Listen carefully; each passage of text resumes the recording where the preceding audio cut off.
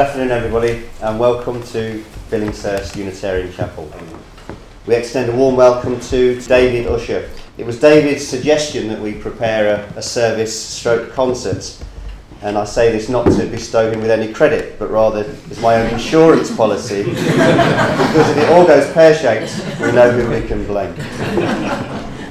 A chapel was founded in 1754 when a group of General Baptists decided that rather than walk the distance to our nearest congregation in Horsham, they would raise the funds to build a chapel of their own.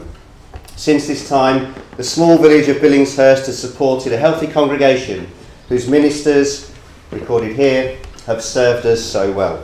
As with many chapels though, there's an ebb and flow of fortunes, and we find ourselves in the position of seeking to raise the profile of our chapel and attend to the fabric of the building.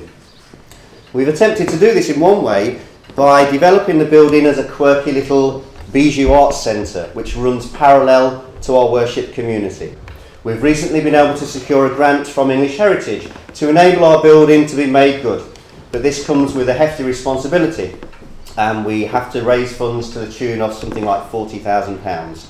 But we're not daunted by this. We feel energised and hopeful that we can sustain this place as a place of worship for years to come. Some of you will be aware that Unitarianism has a healthy connection with folk music, and the hymns and the readings and the music you'll hear today have some connection with that tradition. In spite of doing things slowly out here in the sticks, we do know the difference between gentle applause and slow hand clapping. So please don't be tempted to do that, especially during my little address.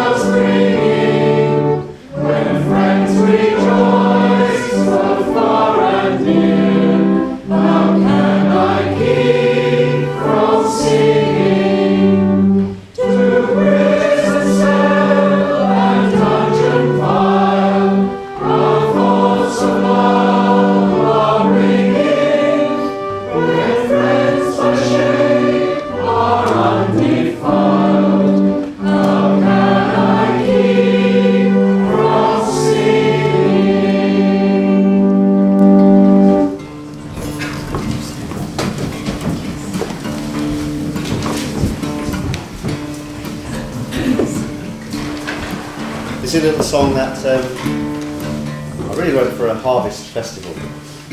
It seems apt given the work that we're doing here at Billingshurst and throughout the movement to sing it. And it has a little chorus which is on the sheet, and I hope you'll join in.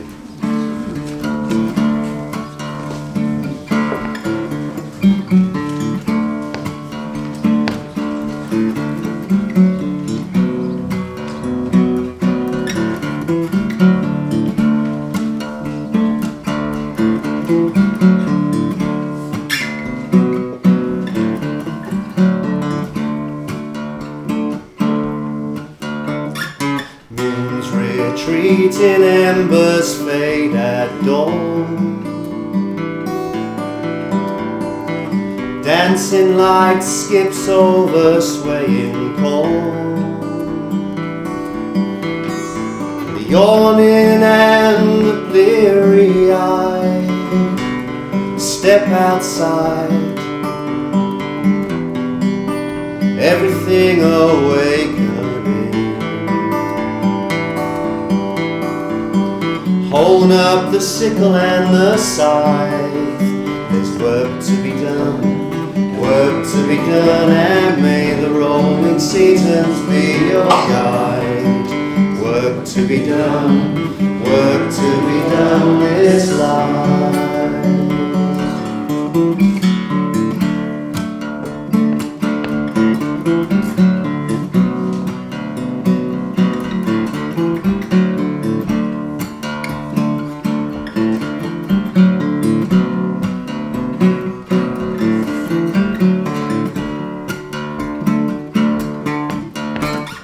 Across brow drawn midday cotton sleeve,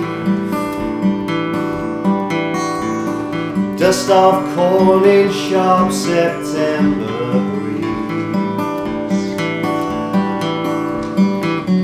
Let the songbirds have their say, soon they'll be in flight,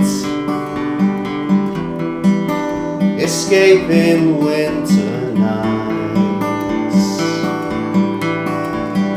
Hold up the sickle and the scythe, there's work to be done, work to be done, and may the rolling seasons be your guide. Work to be done, work to be done, hold up the sickle and the scythe, there's work to be done, work to be done, and may the rolling seasons be your guide. Work to be done, work to be done this life.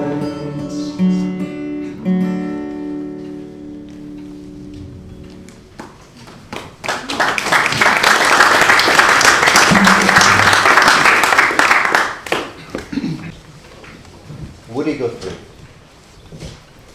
Woodrow Wilson Guthrie was born on July the 14th, 1912 in Oklahoma. His restlessness was legendary. In the early 1920s, married with one child and another due within months, he hitchhiked and rode the rails of California, which showed him a grimy and exploitative underside of the so-called American dream. His most famous song, This Land Is Your Land, was written as a reaction to Irving Berlin's God Bless America. Guthrie had little use for the idea that God was taking care of America. He wrote the song in 1940 as the nation was transitioning from the Great Depression into World War II. He had seen the poor killed, arrested, or sent home as they tried to move west. He himself had been beaten whilst trying to sing for working people whose only hope was in industrial union. Guthrie grew up in the time of Protestant revival meetings and the hellfire brimstone preaching.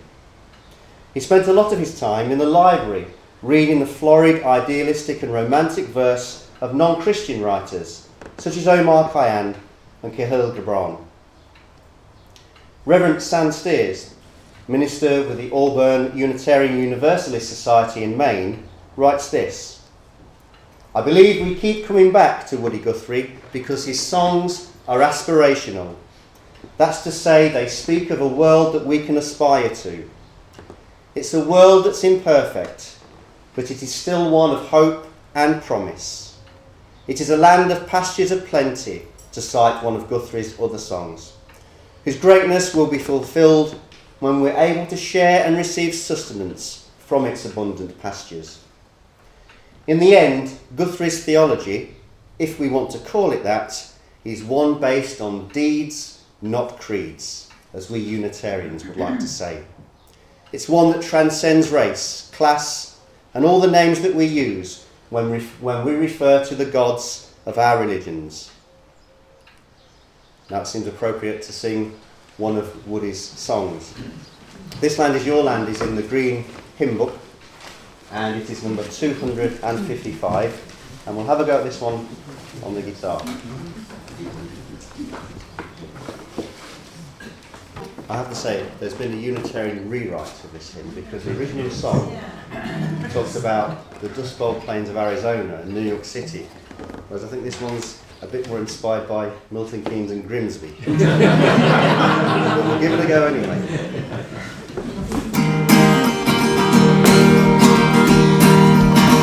This land is your land, this land is my land, from the lowland pastures to the western island,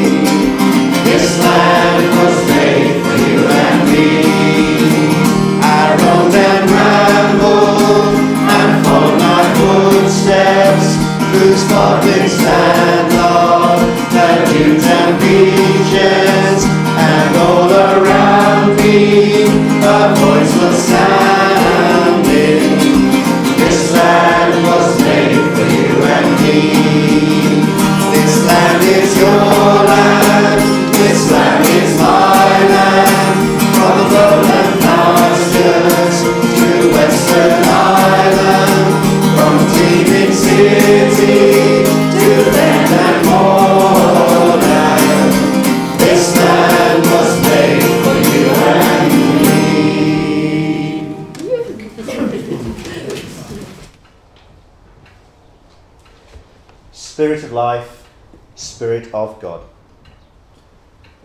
Our world is full of trials. The injustices felt by the poor, the oppression felt by the weak, the withheld rights of the powerless.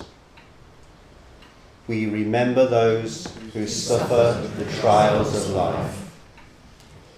When ideology is used as a weapon of hate and evil is done in the name of religion, we remember those who suffer the trials of life. May the Spirit of God, may the compassion of humanity empower us to speak out against such oppression and wrongdoing. We remember those who suffer the trials of life. Yet through these trials we remember that we live in a world where peace can reign. We live in a world where sometimes we surpass ourselves in the love, joy and compassion which we offer others. Sometimes we do hit the mark, our spirits soar, and we reflect the image of God, finding heaven here on earth. And as we celebrate the joy of folk music today, let us remember that music is made from both sounds and from silence. Our next folk singer is Malvina Reynolds, and we're fortunate enough here to have somebody who knew Malvina personally, and it's Richard Bokey who's going to speak for a few moments. Well, thank you for asking me, Stuart. I'll first read a bit about her and then tell you a few of my own remarks. Malvina was a songwriter and a performer. She contributed songs to our Unitarian tradition here and, of course, in the United States. On leaving university at the University of California, she became a social worker and a columnist for People's World. And when World War II started, she became an assembly line worker at a bomb factory. She gained recognition as a songwriter when Harry Belafonte sang her song, Turn Around. Later, when she had songs recorded by Joan Baez, Judy Collins, The Seekers, and Pete Seeger. Well, yes, Malvina was a member of United Church of Berkeley, California. Now, as you'll be well know, she didn't come every Sunday. She was out doing some things or just staying at home. And when she led her service, though, she sang her new songs. She looked at each day as a newborn opportunity to be alive and to create. And one of her songs that's in our hymn book, and there's another one there too, God Bless the Grass. And this one is Turn Around, which is a beautiful one that I sometimes have the congregation sing on Mother's Day. Where are you going, my little one, little one? Brindles and petticoats, where have you gone? Turn around, you're tiny, turn around and you're grown. Turn around and you're a young wife with grace of your own. Turn around, turn around, turn around and you're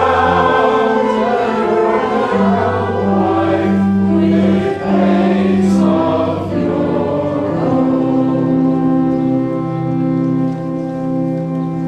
Thank you, Stuart. One of the all-time greats of the folk scene is Pete Seeger, and it's perhaps overstating the claim to claim him as a Unitarian, but he does have connections. He says this: "My mother was briefly a member of a Unitarian chapel. I actually joined the Unitarian church on 35th Street, New York, because I had a band and we needed somewhere to rehearse." Now in his 90s, Pete Seeger has understood the interrelationship between faith and social justice, and also that aspect of spirituality which I sense comes through folk music really quite strongly. He writes this: "I feel most spiritual when I'm out in the woods and I'm feeling part of nature, or when I'm looking up at the stars. I was an atheist, but now I say it's all according to your definition of God. Because I think God is everything. Whenever I open my eyes, I'm looking at God. Whenever I'm listening to something, I'm listening to God. I've had preachers of the gospel, Presbyterians and Methodists, say to me, 'Pete, we feel you're a very spiritual person.' And maybe I am, I say. But all I'm doing is trying to raise people's spirits to get together." And in reading these words of Pete Seeger, I'm compelled to ask, is any of this sounding familiar? For the past 30 years, I've been going to folk clubs. And for half that time, I've been a member of the Unitarian movement. And I remember that the first time I walked into the church at Horsham, I have to admit it was because the Quakers were shut, and it was the next one along the road. But I opened the hymn book, and there I saw all of these hymns by Woody Guthrie and Pete Seeger, and I instantly felt at home. As we've heard, there's a connection between folk music and the Unitarian tradition of social justice. And we have a strong history of that in the Unitarian movement. And when we explore some of the origins of folk songs, we find singers singing about the hardships of labour on land and on sea, about the injustice of industrial work conditions, about the oppression of the poor. It's a shared territory of which we both hold a claim over. It also seems to me that the Unitarian movement and the folk scene hold a kind of a tension between a respect for tradition and a healthy disrespect for tradition.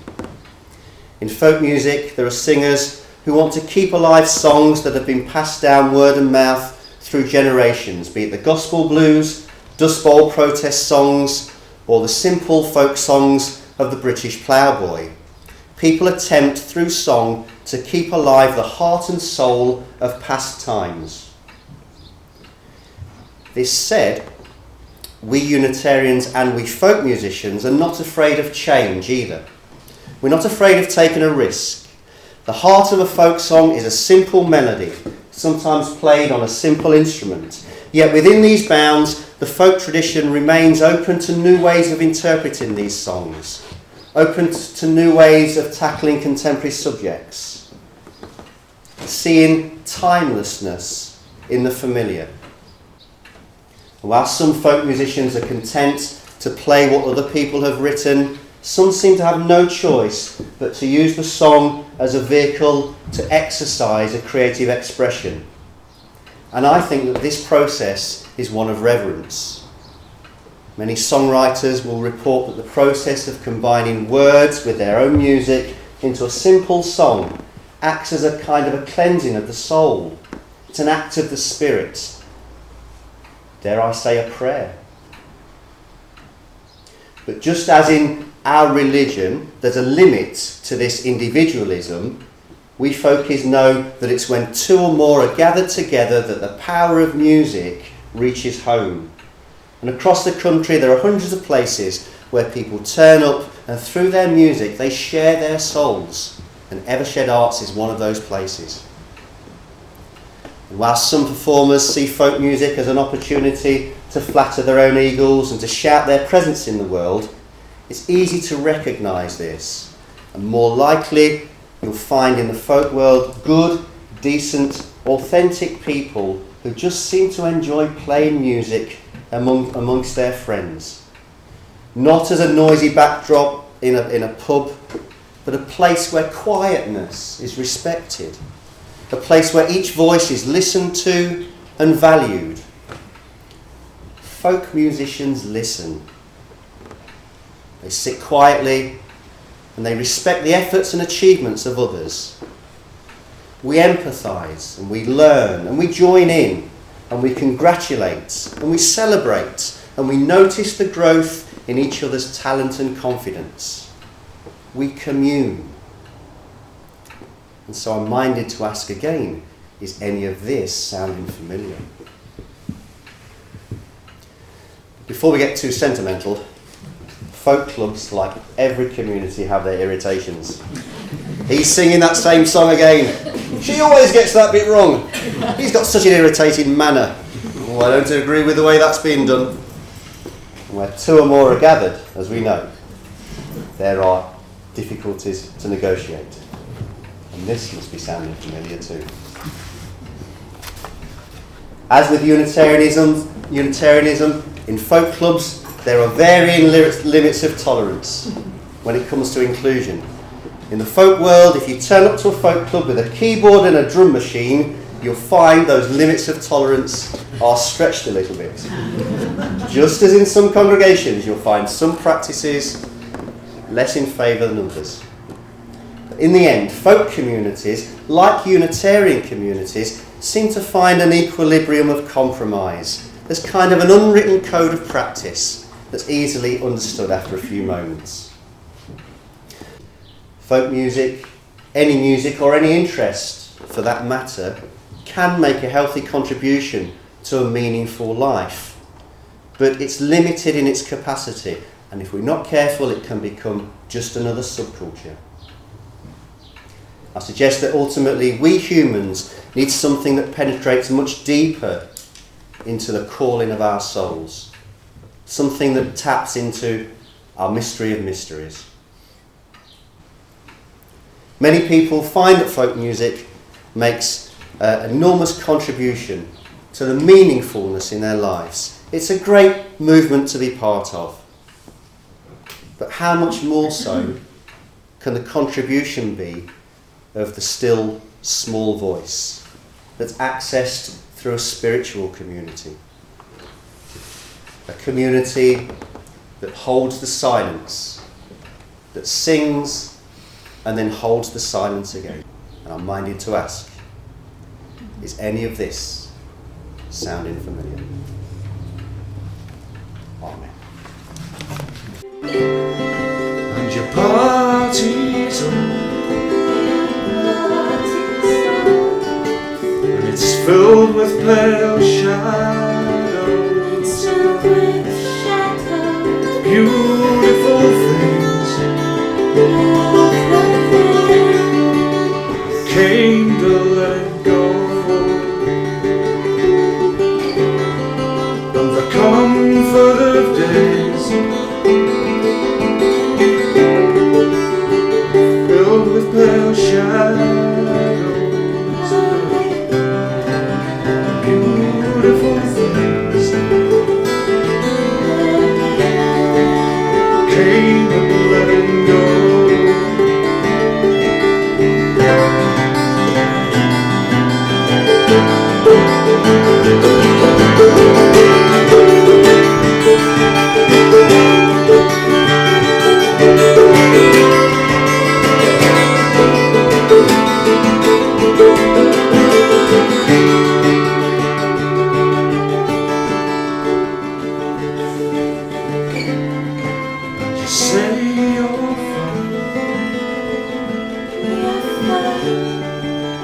Thriving in the wreckage, don't have time to contemplate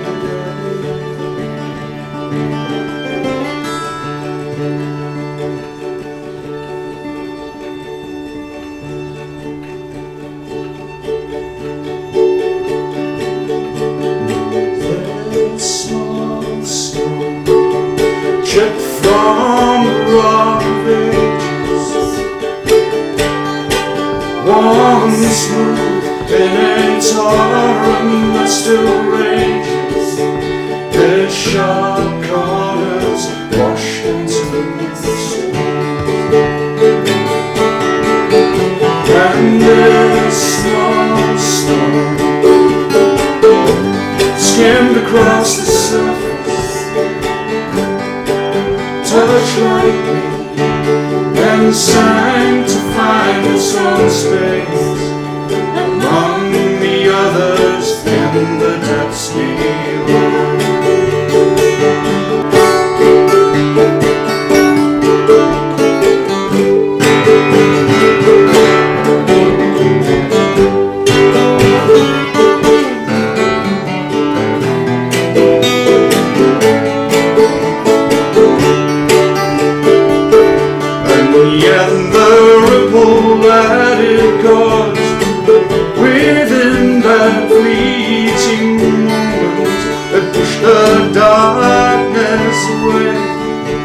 the way made delicious sweet. These few scribbled lines hidden in long forgotten pages, in memory of a time of dignity exchanged for wages, or spent on things that sank away in time. Or spent on things that sank away in time.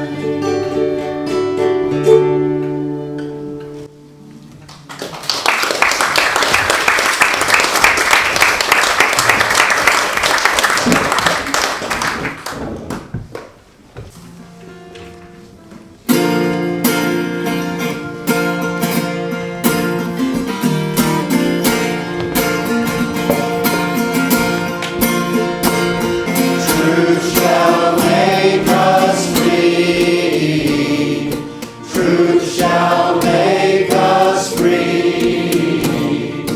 Truth shall make us free someday.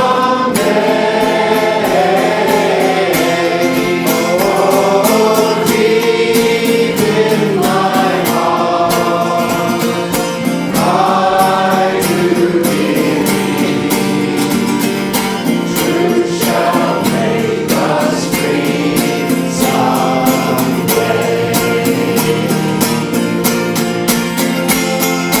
We shall overcome. We shall overcome. We shall overcome someday. Oh, deep in my heart, I do believe that we shall overcome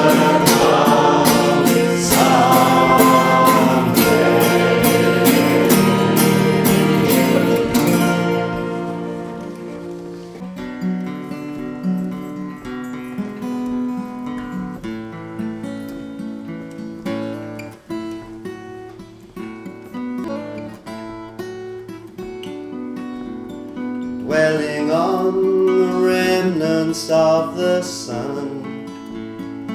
Let the day dissolve now, the day has done.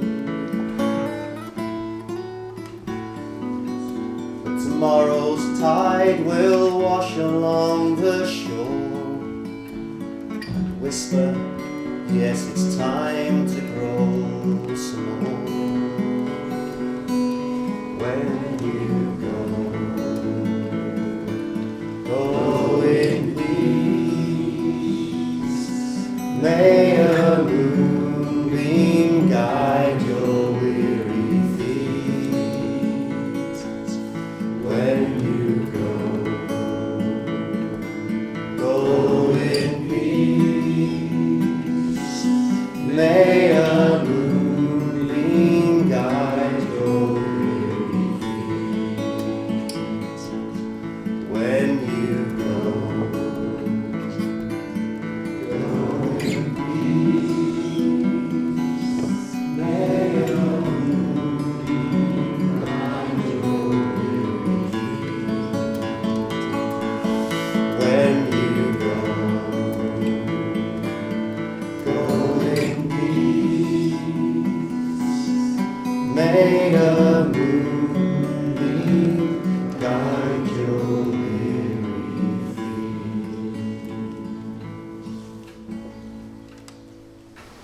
We recognise today that we've gathered here in a spirit of community. We've sung together, we've shared silence together, we've prayed together and played together. May we leave this space together renewed by the spirit of creativity and by the sense of community that we've all shared. And may the simplicity and the authenticity of the music that we've enjoyed today serve to remind us that our lives too may be enriched by simplicity and by the search for authenticity and meaning.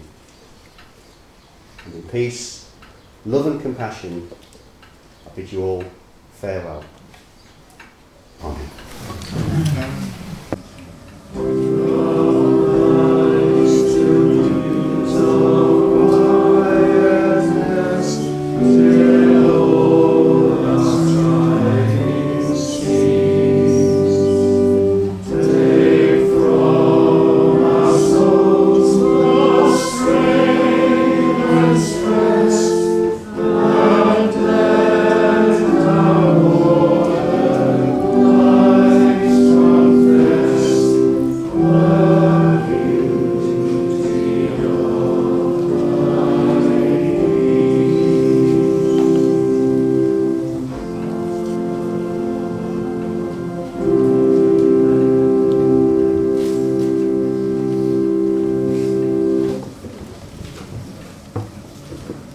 Stuart said at the beginning of this afternoon that we should feel free to applaud. I think we should feel free to applaud.